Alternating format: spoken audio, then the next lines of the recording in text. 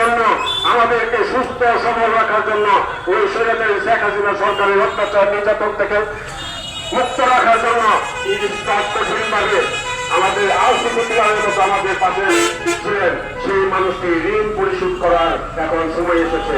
আগামী ফেব্রুয়ারিতে যে জাতীয় নির্বাচন হবে আমাদের দলের ম্যান্ডেট নিয়ে উনি ইনশাল্লাহ আপনাদের মাঝে উপস্থিত হবেন।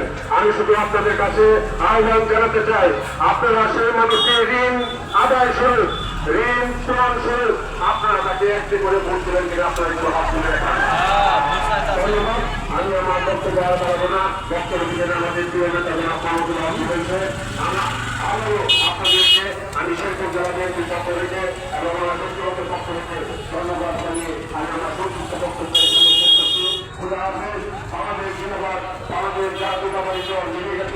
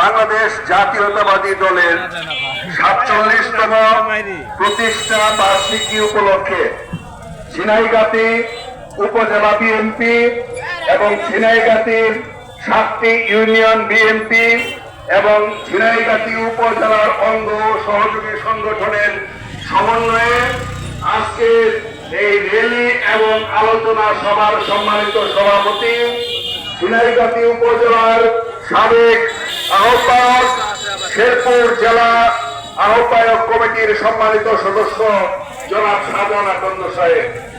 এখানে উপস্থিত রয়েছেন শেরপুর জেলা বিএনপির আহ্বায়ক কমিটির সংগ্রামী যুগ্ম আহ্বায়ক জনাব আবুল খান রুকন। উপস্থিত রয়েছেন ঝিনাইগাতি শেরপুর জেলা আহ্বায়ক কমিটির সম্মানিত যুগ্ম আহ্বায়ক কামরুল। উপস্থিত রয়েছেন শেরপুর জেলা কৃষক দলের সংগ্রামী সাধারণ সম্পাদক রঞ্জু সহ ঝিনাইগাতি